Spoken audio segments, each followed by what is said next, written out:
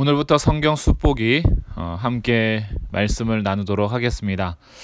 성경 전체를 볼 수 있는 눈을 기르는 것이 참 중요하다라고 생각되는데요. 성경 숲보기가 도움이 되면 좋겠습니다. 먼저 성경은 우리 몇 권일까요? 성경은 저희 아이들한테 물어보면 성경은 한 권이죠 그러죠. 근데 이 한 권의 성경 안에는 총 66권의 성경이 들어 있습니다. 66권의 성경은 구약과 신약으로 나눠지는데 구약은 39권, 신약은 27권이 되겠습니다. 그래서 3927 해서 3927 이렇게 외웠던 기억이 있네요. 39권, 27권 합쳐서 66권입니다. 이 구약이라는 뜻은 무엇이냐 하면 옛 언약이라는 뜻이고요. 신약은 새 언약입니다. 그러니 성경을 얘기할 때 구약, 신약 얘기하는 건 이미 이 약속, 이 언약, 하나님께서 우리에게 약속하신 것을 표현하는 그런 이름이 되겠습니다.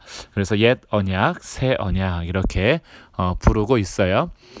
이것이 이제 다시 한번 쭉 보면 옛 언약과 새 언약이 있는데 옛 언약과 새 언약이 무엇을 말하고 있느냐 이것을 함께 보면 좋겠죠.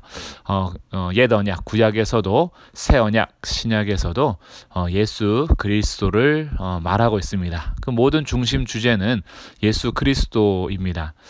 저기 I와 X로 돼 있는 저 그림이 왜 예수 그리스도냐? 이것은 헬라어로 예수스 크리스토스라는 대문자 앞자를 따서 저렇게 표현을 합니다. JC 하면 지저스 크라이스트 이렇게 하는 것처럼 이렇게 헬라어를 따서 저는 이렇게 많이 표현을 하는데 어쨌든 예수 그리스도가 옛 언약과 새 언약의 중심이 됩니다. 먼저 이 크리스토스라는 그리스도라는 것은요 히브리어 메시아와 같은 뜻입니다. 기름 부음 받은 자라는 뜻이고요. 이것을 그리스도 이렇게 우리가 부르죠. 그래서 예수 메시아, 예수 그리스도 이것이 같은 말이고요. 크리스토스, 메시아, 그리스도라는 것은 기름 부음 받은 자라는 직분을 의미합니다.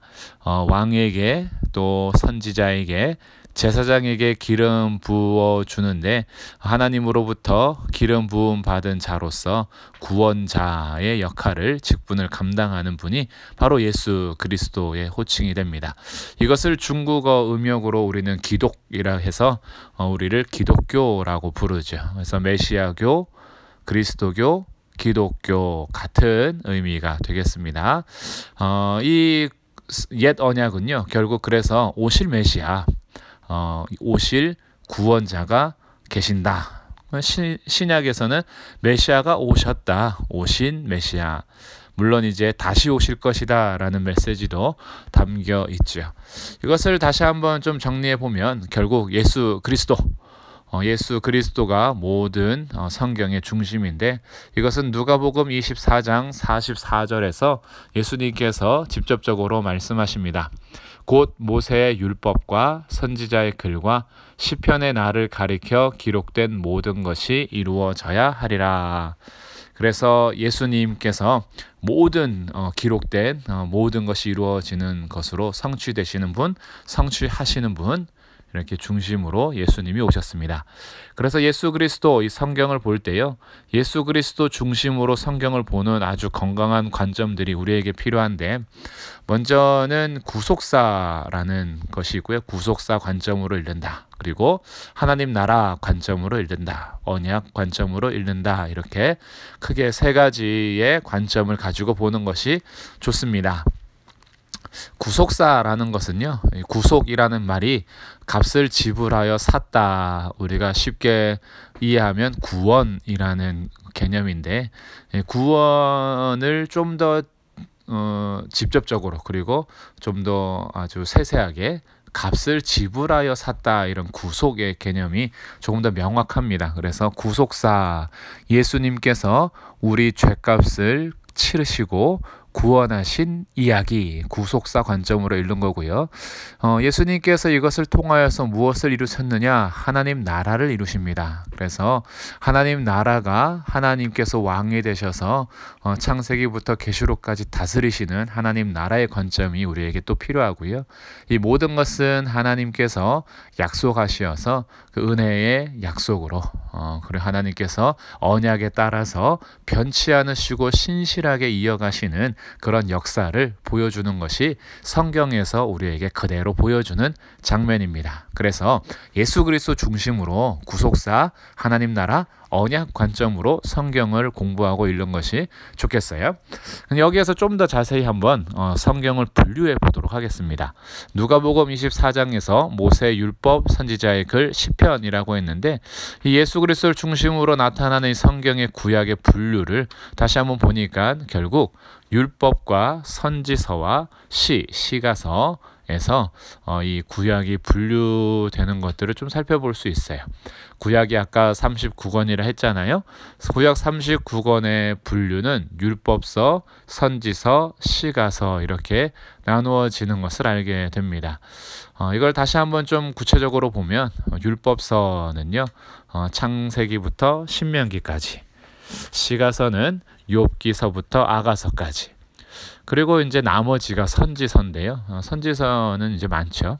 근데 이제 이 선지서에서 여호수아부터 에스더까지는 또 다른 이름으로 역사서라고 하고요. 그리고 이사야서부터 말라기까지는 예언서 이렇게 부르기도 합니다. 이것은 이제 우리가 크게 네 가지로 나눈다면 율법서, 역사서, 예언서, 시가서 이렇게 나눌 수 있고요. 세 부류로 나눈다면 율법서, 선지서, 시가서 이렇게 나눌 수 있어요. 이것은 이제 역사서와 예언서에 대한 건데 이 여호수아부터 에스더까지의 역사서를 전기 선지서로도 봅니다. 그래서 단순히 역사뿐만이 아니라 하나님의 행하신 일들이 이들을 통하여서 예언적 어떤 역사 이렇게 보기 때문에 하나님이 이끌어 가시는 역사 속에서 선지서로 전기 선지서, 그리고 이사야부터가 이제 후기 선지서 이렇게 하면 통으로 가면 선지서. 이거 그러나 조금 더 구체적으로 나누고 싶다, 세세하게 나누고 싶다, 그러면 역사서, 그리고 나머지는 예언서 이렇게 볼 수도 있습니다. 신약도 그럼 한번 살펴보면 좋겠죠. 신약도 크게 복음서, 역사서, 서신서, 서신이라는 것은 편지를 이제 말하는 거예요. 그래서 서신서 이렇게 분류가 되는데 복음서도 함께 살펴보면 좋겠죠. 복음서는 마태, 마가, 누가, 요한, 역사서는 사도행전, 서신서는 로마서부터 계시록까지가 되겠습니다. 근데 여기에서도요, 특별히 계시록은 예언서라고 부릅니다. 이 편지면서 동시에 묵시문학 예언서로 또 분류가 돼요. 그래서 크게 세 가지로 나눈다 하면 복음서, 역사서, 서신서, 이것을 네 개로 나눈다 그러면 예언서까지 이렇게 나누면 되겠고요. 서신서 안에서는 또 바울 서신과 일반 서신으로 나누는데 이것은 다음에 또 자세히 하도록 하겠습니다. 그럼 이제 이렇게 다시 한번 정리해 보면 구약은 율법서, 역사서, 시가서, 예언서로, 신약은 복음서, 역사서, 서신서, 예언서로 이렇게 분류할 수 있다라는 것을 알게 되죠. 이것은 문학적인 분류고요. 성경을 문학적으로 말고 좀 시간 순서로는 볼 수 없을까 이렇게 또 생각할 수도 있겠죠. 그래서 시간 순으로 성경을 펼치면 조금 달라집니다. 먼저 시간은 이제 시대가 쭉 흘러가는데 족장 시대, 물론 족장보다는 창조 시대가 먼저 있죠.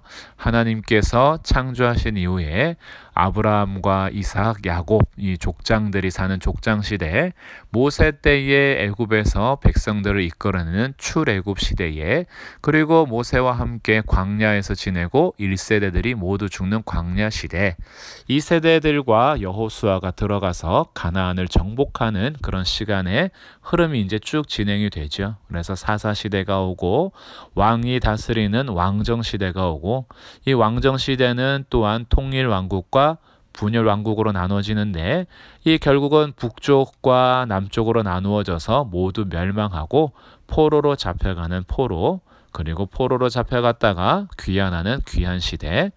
이 이후에 400년 정도 신구약 중간기가 있다가 예수님께서 오시면서 복음 시대가 열리고요.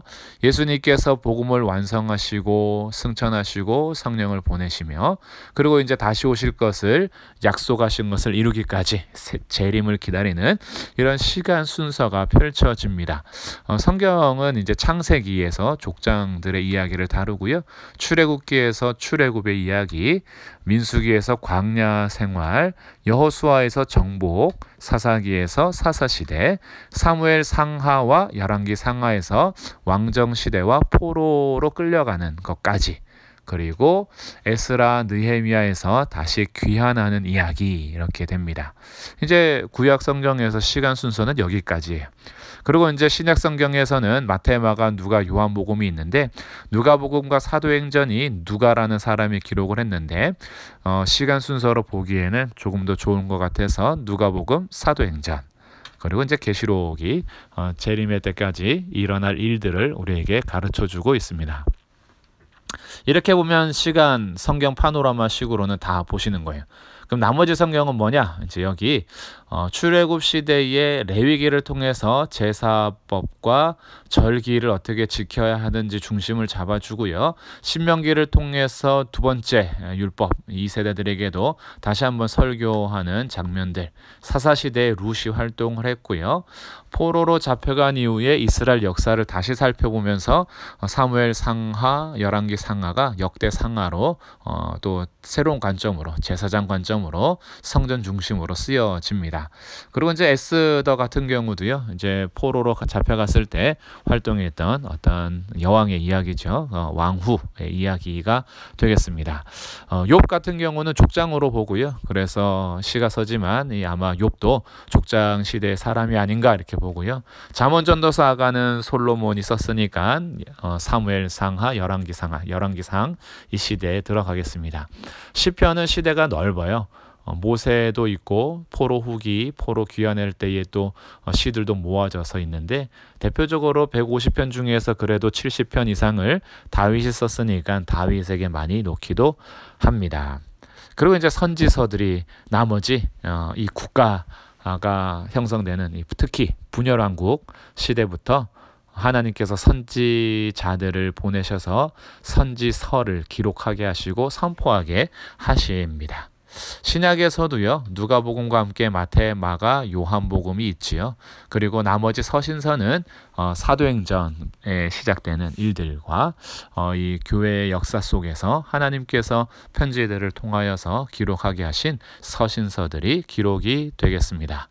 이렇게 해서 시간 순서로도 볼 수가 있습니다. 조금 더 자세하게 이사야는 언제 활동했는지, 예레미야는 언제 활동했는지, 요나는 어디서 활동했는지, 이 선지자들의 구체적인 이야기, 그리고 로마서, 고린도 전후서, 갈라디아서 이런 것들은 언제 쓰여졌는지 이것은 다음 시간에 이어서 하면서 제가 조금씩 더 풀어가도록 하겠습니다. 오늘은 여기까지 시간 순서를 보고요. 정리하면 결국 신약 성경, 구약 성경, 옛 언약과 새 언약은 예수 그리스도를 말하고 있다.